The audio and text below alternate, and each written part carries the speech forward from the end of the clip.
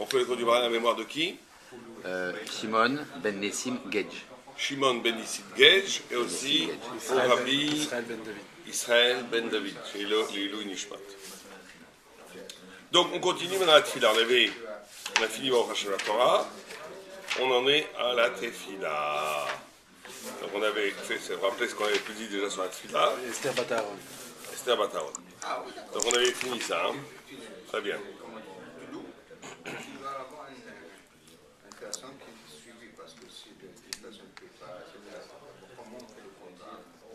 Très bien.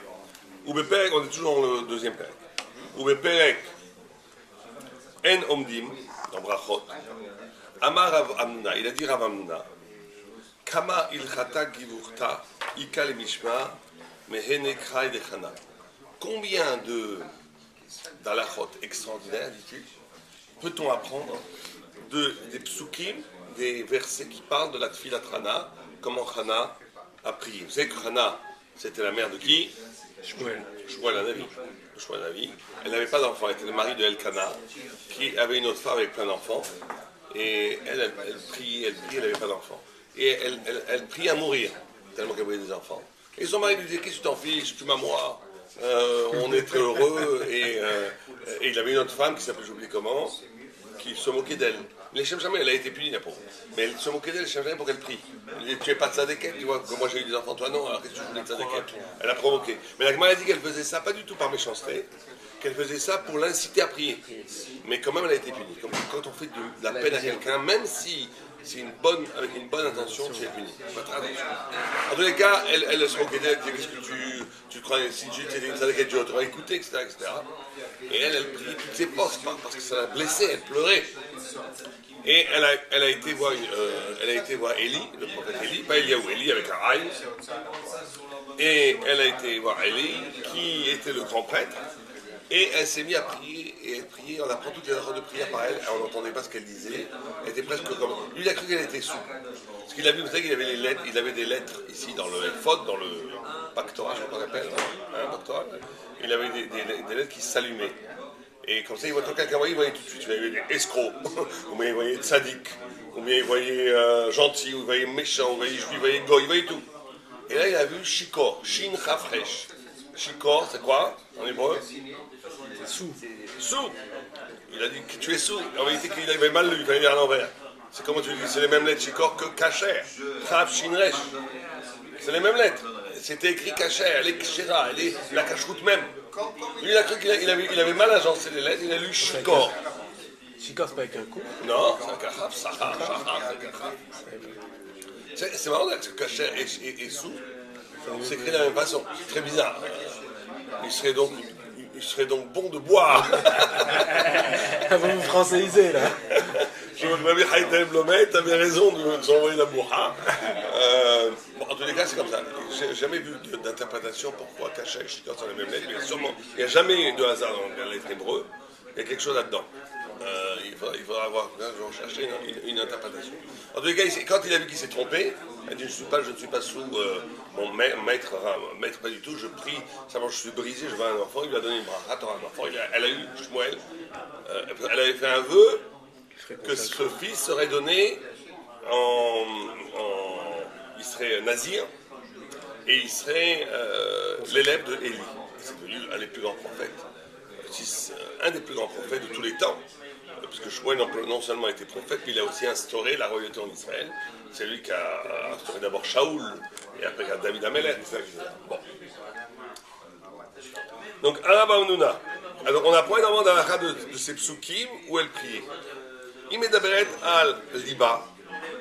Premièrement, il a écrit Imedaberet al liba. Elle parlait à son cœur. Donc, tout le monde comprend quand on dit elle parlait à son cœur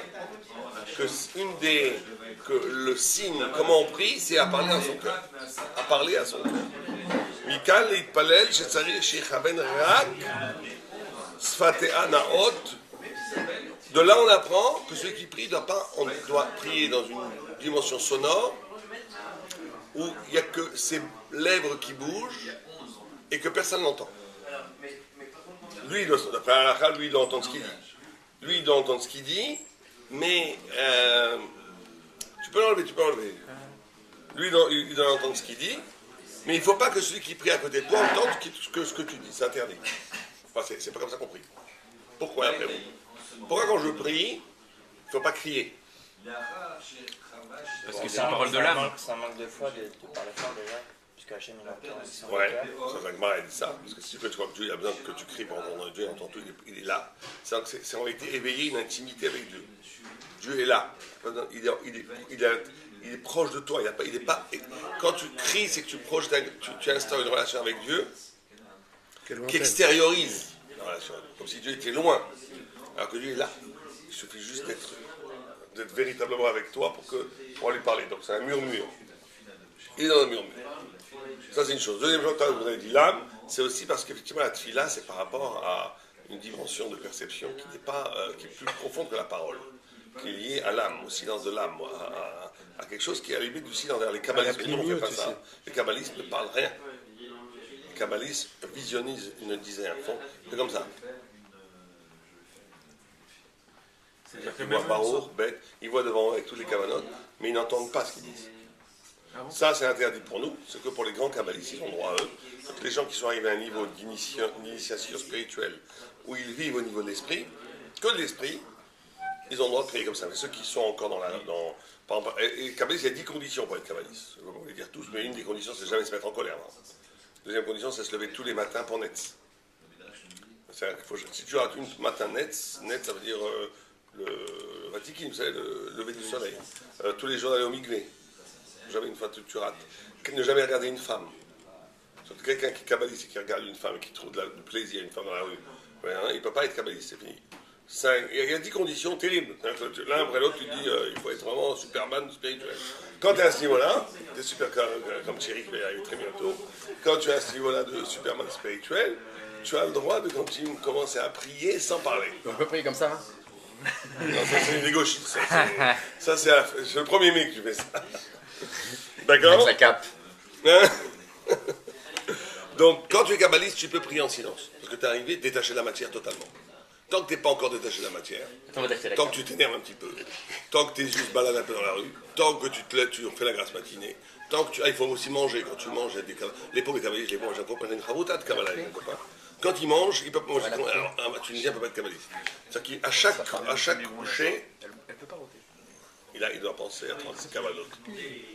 La mâchoire, c'est une kavana. Quand ça arrive, c'est une kavana. Vous comprenez, c'est pas juste des baratas, c'est pas juste des mots. Leur action physique est complètement liée à la prière, à la kavana, tout le temps, tout ce qu'il fait. C'est un sadique, c'est un cadeau, et ça n'empêche pas d'être très rigolo, mais quand il est dans les kavanotes et quand il prie 2 heures à peu près, parce qu'il a à peu près 6 heures de fila par jour.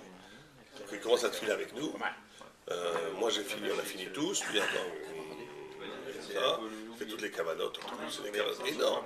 Et donc nous on commence le CEDER, on va vers 10h, il enlève les tuiles. On a fini la tuile depuis 8h15, il commence le CEDER. Je suis allé comme ça.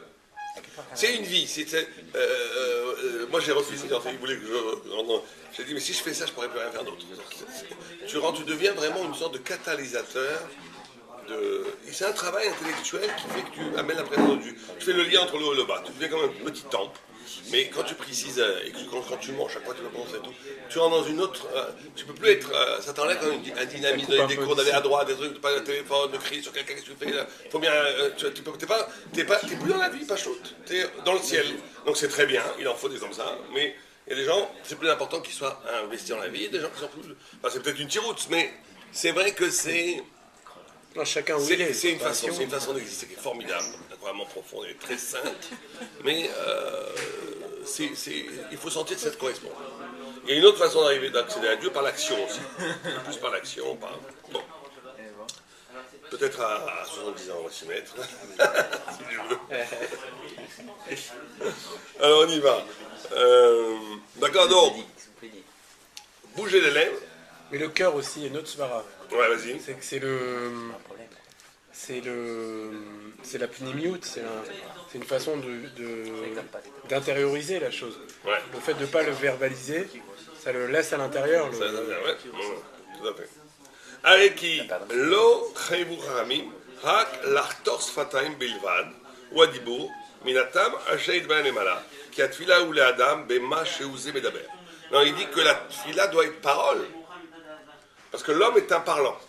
L'essence de l'homme, c'est la parole. Donc l'homme est en avis, on a vu ça avant, l'homme est composé essentiellement pour le maral, de deux dimensions, la dimension de la parole et la dimension du manque. Un homme qui dit moi j'ai tout ce qu'il faut, c'est catastrophique. Catastrophique. J'ai jamais entendu un acteur, bon, on peut dire son, je pense qu'un en plus c'est pas un gros lâchera, Roger Hanin, vous connaissez Roger Hanin? Il disait, c'est un juif, il disait moi j'ai eu ma part. Je me donne rien d'autre, j'ai eu ma part. Très mauvaise parole pour la Torah. L'homme n'a jamais sa part. Il y a une expression, des fois on dit mieux serait indécent. Comment ça va? Mieux sera indécent. Non, alors ce qui est important de dire, là où c'est vrai par contre, c'est qu'il a écrit Miou à Shir, à sa mère Bechelko, qui est le riche, celui qui est content de ce qu'il a. Donc, au niveau matériel, il faut être j'ai eu ma part. Très bien, j'ai ma vie, j'ai eu au niveau matériel ce que je devais avoir pour construire ma vie. Ça c'est très très important. Ne jamais vivre dans la frustration. J'aurais pu avoir plus d'argent, plus de choses, une plus belle femme, une plus gentille femme, plus d'argent. Tout ça, c'est Satan total. Ce que tu as, c'est exactement ce qu'il te faut. Oui, mais mieux serait indécent, c'est un peu gava quand même. Quand même, ouais. Par contre, au niveau spirituel, il ne faut jamais dire à sa mère Bechelko. C'est là où les gens se trompent. Et vous remarquerez, la plupart des gens, c'est le contraire. Au niveau spirituel, ça me suffit, il me faut. Il avait bien dit, non, mais c'était genre, ça y est, je suis très bien, j'ai besoin de rien d'autre. Tu ne peux pas vivre une vie où j'ai besoin de rien d'autre. Au niveau matériel, oui. Mais au niveau spirituel, non. Et la plupart des gens, vous verrez, c'est le contraire. Au niveau spirituel, moi, ça va, je vais à la petite des conseils, ça va, je ne veux plus avancer, je suis très bien comme ça. Et au niveau matériel, par contre, ça ne me suffit pas. Et j'ai toujours des frustrations, je veux plus. Ça, c'est Yatzara. Yatzara top, c'est le contraire. Au niveau matériel, si je peux avancer, tant mieux, mais ce que j'ai, ça me suffit pour vivre, c'est très bien. Je suis heureux tel que je suis. Mais et au niveau matériel, par contre, il y a une soif de grandir toujours. Ne pas être satisfait de grandir toujours. Très bien. En tous les cas, il dit ici que l'homme est homme quand il est parole, il doit expliquer. C'est pour ça qu'il est dans la tefila, il doit parler, il n'a pas que penser. À part les kabbalistes, il l'avait dit avant, que les kabbalistes pouvaient le faire, mais c'était l'exception. Mais que l'homme normal, il doit parler, parce que l'homme existe par la parole. Tu ne peux pas exister en dehors de la parole. Et par le manque. Donc tu dois prier, la prière doit être l'occasion de faire en toi vibrer le manque qui caractérise l'homme, parce que l'homme est une origine parfaite, il est créé imparfait, cette imperfection essaie de rejoindre la perfection. Et c'est toujours comme ça. Le besoin d'accomplissement, c'est parce que l'homme n'est pas défini. Un ange, il ne prie pas. Pourquoi un ange ne prie pas? Il est total. Il est parfait. Exactement. Un animal ne prie pas. Mais c'est qu'il n'a aucune possibilité d'évolution. Exactement. C'est la même chose. Il est fini. Il est total. L'homme, il n'y a que l'homme comme créature. C'est le propre de l'homme. C'est d'avoir été créé à moitié fini. Et qui doit se parfaire toi-même. D'où la tfila. C'est l'idée de la circoncision. L'idée de la circoncision, tu nais incomplet, tu te circoncis. Ben après, il faut circoncire le cœur, la tête, la langue, tout. C'est l'homme qui est partenaire de Dieu. Un jour, vous avez dit en chuchotant, mais que, en réalité, on pourrait ne pas prier. Oui. Si tu étudies à toi, journée comme Rabbi Shimon Bar Yochai, qui ne priait pas pendant 13 ans. Pourquoi? Parce que leur étude était une fila. Parce que à leur niveau d'étude, ils parlaient avec Dieu. Quand tu parles avec Dieu, tu vas dire, je m'arrête pour te parler. Je parle avec toi. Non, maintenant je vais te parler. Si tu étudies à toi, au niveau de Rabbi Shimon Bar Yochai, c'est un niveau où tu es en dialogue avec Dieu. Tu n'as pas besoin de prier. Donc pendant 13 ans, ils n'ont pas prié.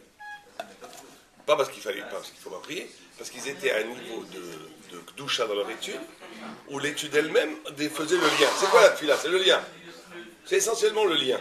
La tfila, c'est le lien entre toi et Dieu. Un lien qui va, que tu dis à Dieu, j'ai besoin de ça, et Dieu te répond en te le donnant. Aussi bien en matériel que spirituel, la vie, tout. Tu demandes, qu'est-ce que tu as à la prière? Tu ne fais que demander. La chorma, l'argent, le bonheur, la santé, tu demandes ça. Tout.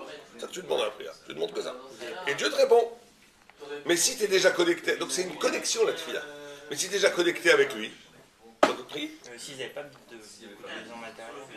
Oui, en plus, il avait du camp oublié, bon, le camp, il peut prier pour la santé, pour la Quelqu'un qui est en prison, par exemple, il n'a que 15 minutes, soit pour prier, soit pour étudier. Qu'est-ce qu'il fait?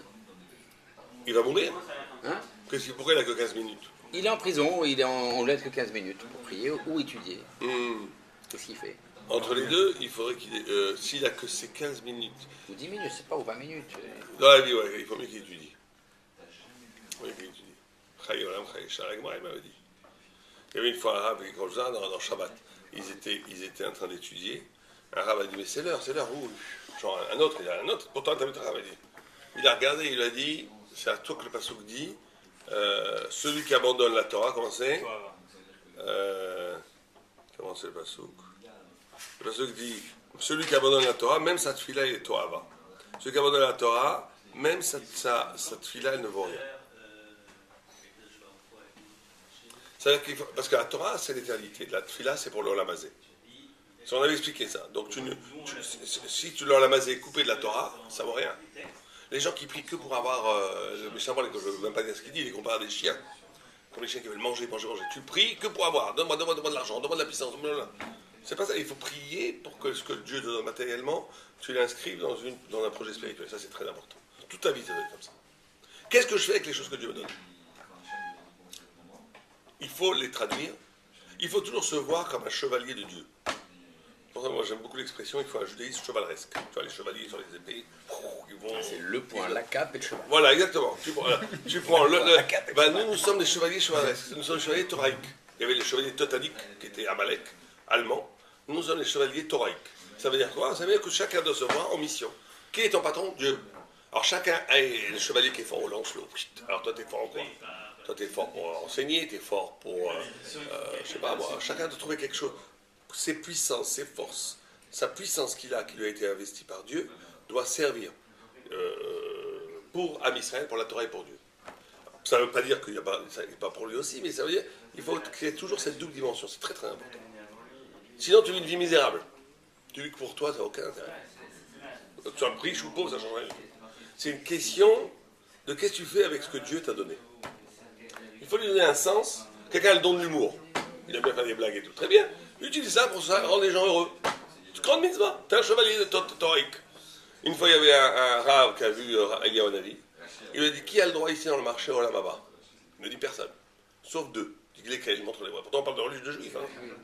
Il voit deux clowns qui font le clown. Qui font les fous. Qui font des blagues et tout. Eux, ils ont le droit au Lamaba.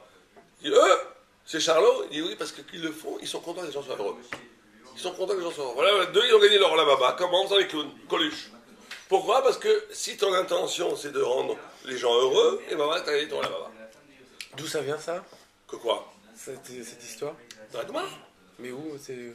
Donc la Gemara elle est, laisse-moi me rappeler, moi que mon cerveau encyclopédique va te trouver ça. 2 secondes, attends, je vais en train de scanner tout le chasse.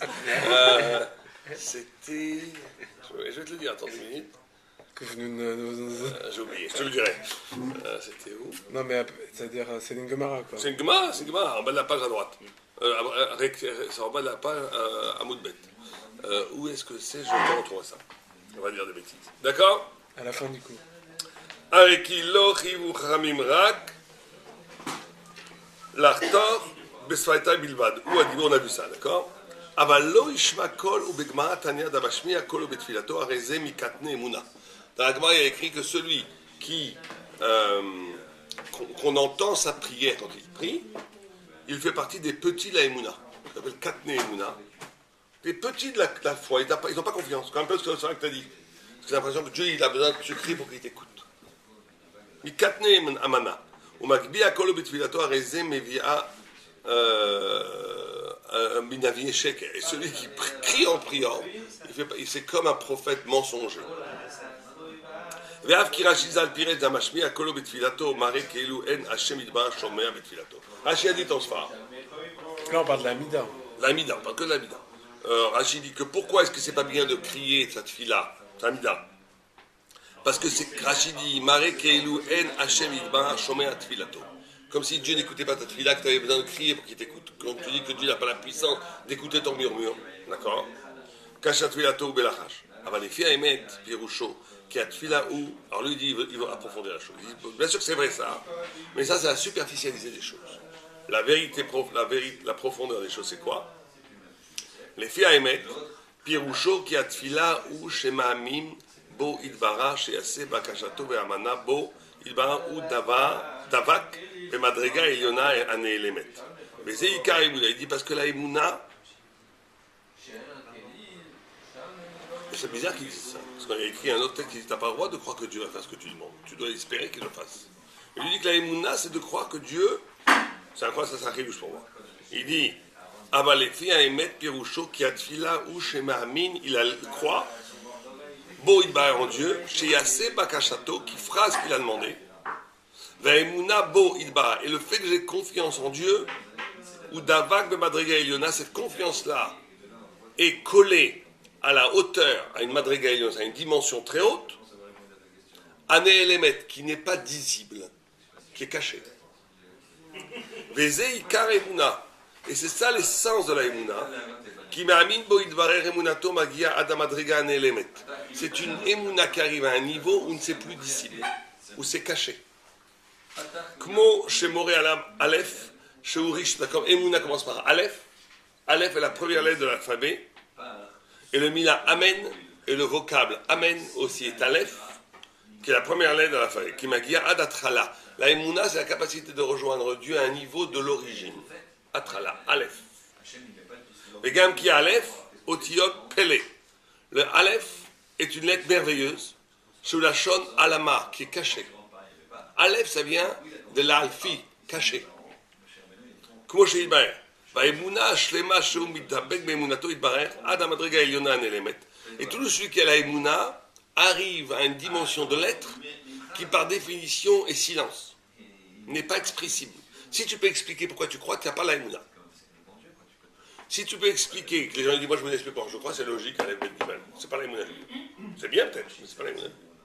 La Emuna juive, c'est une fidélité à Dieu qui est plus fort que tout langage, qui est avant le langage, avant toute logique, avant toute pensée. Une Emuna qui est à l'origine, qui te connecte à quelque chose qui est avant les structures même de la pensée. Avant tout. C'est pour ça que c'est indéracinable. Parce que si tu... Non, Dieu préserve. L'émotionnel, c'est plus bas que la pensée. Ils ont quelque chose qui est plus haut que la pensée. C'est le neshama.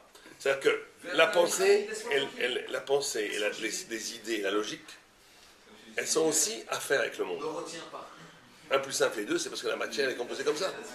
Il y a un niveau d'être où 1 plus 1 peut faire 10, ça n'existe plus toutes ces règles. Il y a une façon de s'accrocher à un niveau d'être qui est avant toute rationalité. Et ta Emouna, elle doit prendre racine à ce niveau-là, et c'est pour ça qu'elle est indéracinable. Elle est indéracinable. Parce que sinon, si elle est dans la logique, quelqu'un peut t'apporter une autre logique qui te détruit ta logique. Elle est intuitive un peu, non? Ouais, mais c'est intuitif, c'est comment on y arrive. Mais elle est essentiellement, ça renvoie à quelque chose, à une dimension du monde qui est avant le monde. Est-ce qu'on peut avoir un contact avant le monde? Est-ce que le juif est celui qui a la capacité d'entretenir une relation avec ce qui est plus vieux que le monde et ce qui sera après le monde? Parce que le goy n'est incapable de faire. Le goy, il est dans le monde. Un gars, il ne peut pas avoir cette... Non, le goy, il va avoir une spiritualité dans le monde. Il peut avoir une spiritualité, même peut-être plus que toi. Mais il sera dans le monde, il n'y aura pas de Gdusha. La Gdusha, il n'y a que le juif. La Gdusha, c'est justement la création de séparation. D'entretenir une relation avec Dieu qui n'est pas dans le monde. Qui a à voir avec quelque chose qui est complètement désengagé, et du monde d'avant et d'après. Pour ça qu'il y a Bereshit, Mashiach. Il est capable de se projeter dans 2 dimensions qui sont plus grandes que le monde. Excusez-moi, Rabbi, mais on voit dans la paracha de la semaine notamment que ça va être Hanan et que ça vient nous enseigner que toute fila, elle doit être faite avec supplication. Ça va être Hanan, ça veut dire on doit vraiment donner son âme. Alors on voit que quand on donne son âme, c'est les pleurs, c'est les cris, c'est des choses comme ça. C'est au contraire des bruits qu'on entend. Là vous êtes en train, de ce que je comprends, vous êtes en train de dire que la tfila profondément c'est une parole qui est indicible, donc c'est même plus les mots tels qu'on les prononce, c'est pour ça qu'on doit la dire à voix basse. Mais on voit là notamment dans la paracha de la semaine que... Mais où t'as vu que Vaïtranan qu'il a pleuré ou qu'il a crié? Vaïtranan. Vaïtranan, ça veut dire qu'il a prié tout son être. Ça ne veut pas dire qu'il a crié ou pleuré. C'est comme toi, tu comprends tout son être. Il n'y a pas écrit dans la paracha que tout son être c'est en pleurant. Ça veut dire que Moshe pleurait. Non, c'était beaucoup plus qu'il a tout donné. C'est la leçon de prier à la mort, jusqu'au bout. Oui, mais en silence. Dans l'âme. Une relation avec Dieu. Pour la supplication, elle doit être faite en silence. Ouais, si tu l'as fait dans la clameur du bruit du corps, c'est qu'encore une fois, on n'est pas dans la Emouna du Aleph. Dans l'origine, il n'y a pas de parole. On est dans le monde. Je ne dis pas que c'est pas un niveau. Quand tu étais Elim, c'est aussi un niveau. C'est-à-dire, vous aviez dit hier que le pleur, c'était le sang de l'âme. Ouais. Donc le pleur, c'est ce qu'il y a de plus élevé. Oui, le pleur. Mais le pleur, il vient quand? En silence. Tu peux pleurer en silence. Mais les larmes, elles peuvent venir en silence. Le problème, c'est pas est-ce qu'il y a des effets ou pas des effets. C'est comment tu te positionnes spirituellement au moment où tu pries. Bon, tu regardes l'Avdil, Ben Kadosh Letamé, Mamash, tu regardes dans des séances de prière goy, notamment je crois qu'ils s'appellent les évangélistes. Ils rentrent en état de transe, ils crient, ils se roulent par terre. Je sais pas si tu connais ça. Des fous furieux. Tu connais ça? Bon, Rachel, je ne connais pas. Oh non, je connais pas, mais moi je connais ça pourquoi? Parce que j'ai des gens qui sont venus pour me voir, pour se convertir, qui étaient dans ce genre. Ils m'ont expliqué ce que c'était. Je trouvais ça infernal. Mais ils essayent de communiquer, ils se mettent soi-disant à parler des langues. Tout d'un coup, le gars qui ne sait pas parler le russe, il parle russe. Il rentre en transe, il commence à parler le latin. Soi-disant, moi, je n'y crois pas trop, mais ils ont des histoires comme ça dans leur histoire.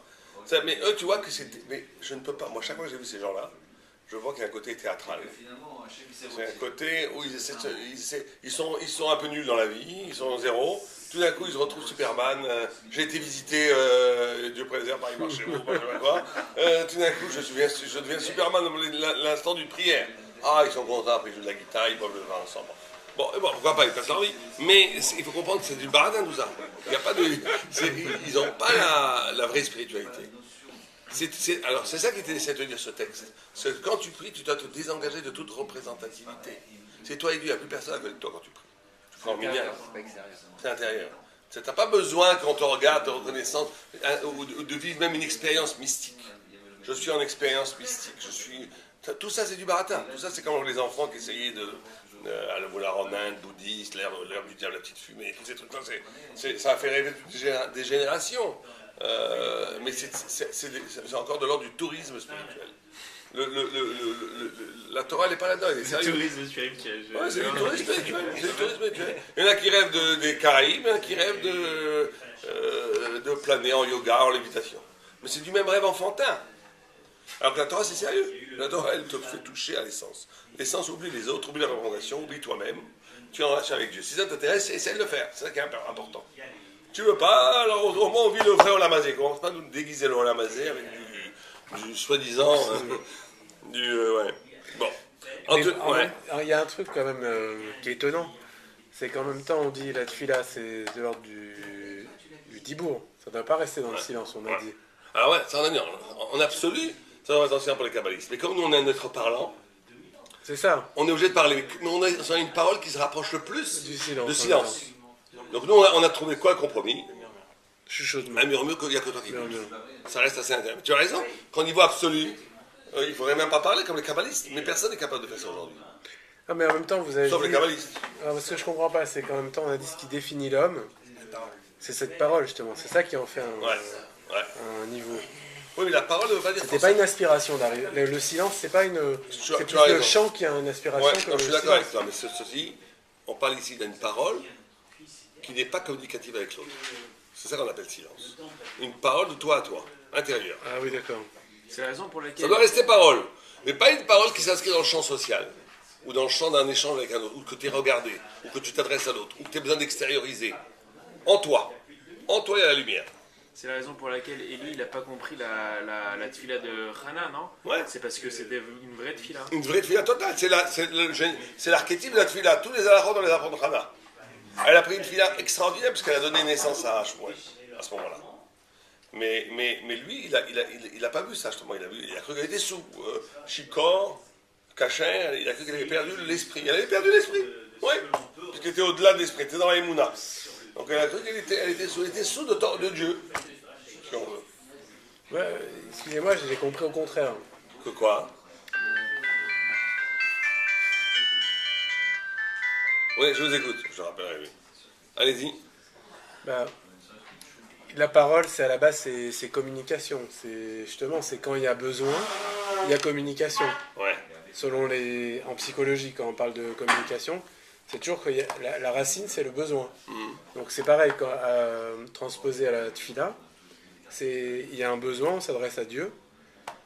Après, ça peut être fait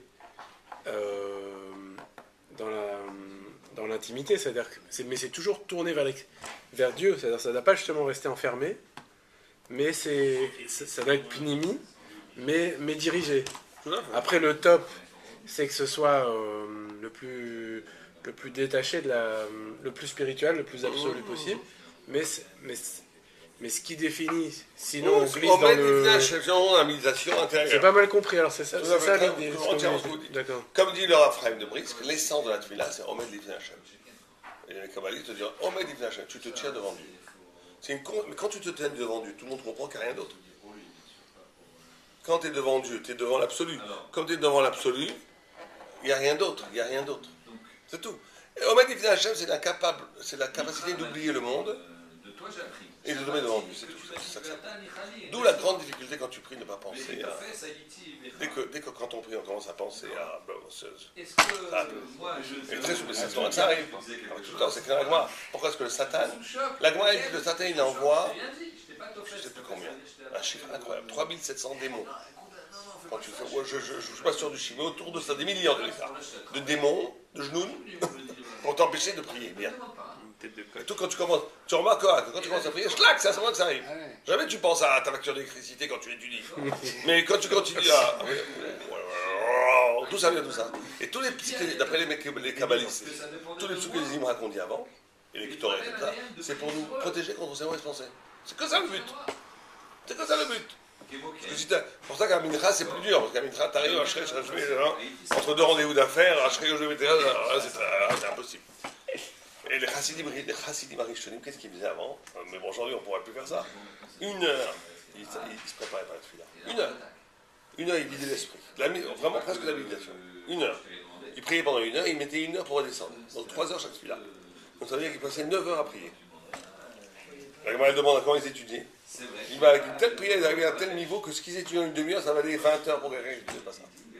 Vous comprenez tout à ce moment-là. Ils étudiaient effectivement 2-3 heures par jour, ces gens-là, les grands Tanaïs. Mais en 2-3 heures par jour, c'est comme pour nous, 40-50 heures. Mais il faut au moins apprendre, on va pas prier. En 3 heures, on va nous prendre pour un fou. Mais on doit, nous, au moins, essayer, avant la prière, de ce qu'on appelle décanter. Décanter, se vider. C'est bien de ne pas arriver comme ça, tu pries. Dans la chrette, c'est pour ça qu'il faut arriver à dire les ktorettes, prendre 2 minutes, méditer un tout petit peu, se vider. Et maintenant je vais parler à Dieu. Donc tout le reste, on oublie pendant un quart d'heure. La Gemara dans Brachot, elle dit que celui qui commence cette fila 2 pas après l'entrée de la Beth Knesset, il est appelé un tipèche. Ouais, parce qu'il ne peut pas avoir la kavana. Très bien, on continue. On finit juste le Pérec. On finit le Pérec, là, le chapitre.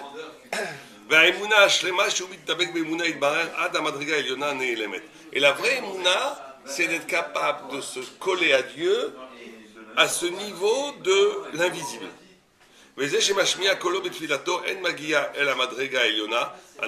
celui qui parle fort, il n'est pas dans cette invisibilité, il est dans la présence du monde. Il devient niglé. Il parle, il exprime, alors qu'on est dans un rapport qui doit être invisible. Et tout ce qui est niglé, tout ce qui est révélé n'est pas collé à Madriga Eliona, qui a Elion ou Nistar, parce que tout ce qui est haut est caché. Et cette chose-là est connue par les gens qui comprennent. C'est pour ça que celui qui prie à haute voix n'a pas de Emouna. Il est petit Emouna. Il croit en Dieu parce qu'il parle à Dieu. Mais il est Katné Emouna. C'est exactement la définition. C'est un petit croyant. Le grand croyant, il ne parle pas à voix haute à Dieu. Il communique dans le silence avec Dieu parce qu'il se lie à un niveau qui est au-delà du monde. Qui n'est pas vu. Voilà, c'est plus fort. Et celui qui élève la voix très fort pendant la tefila, il fait partie des navis sheker, des prophètes mensongers. Parce que eux, les prophètes mensongers, c'est quoi? Ils se collent aux forces de l'impureté. Kochatatuma. Et eux, c'est intéressant comme définition. La force de l'impureté, tous les genoux et tout ça, c'est une spiritualité qui n'est pas liée au haut. Ça existe, mais c'est une spiritualité qui est liée au bas. C'est comme les débris de spiritualité d'en haut. C'est pour ça que c'est impur, parce que ce n'est pas lié à l'origine. C'est une spiritualité qui se coupe de l'origine. Ça serait ça l'essence même de la Touma, de l'Avodazara et tout ça. C'est une spiritualité qui est dans le monde, qui est ici. Pour ça, l'Avodazara, c'est vraiment ça, c'est adorer la mer, adorer la terre, adorer les étoiles, tout ce qui est manifeste. La puissance divine dans le monde, tu l'adores. Ça, c'est Touma. Mais tu préserves arriver à quelque chose de moins grave que l'Avodazara, mais qui est ressemblant, ça va une relation, un rapport spirituel qui n'excède pas le monde, qui est toujours ici. qui n'est pas caché. C'est pour ça qu'on les appelle les forces extérieures. Et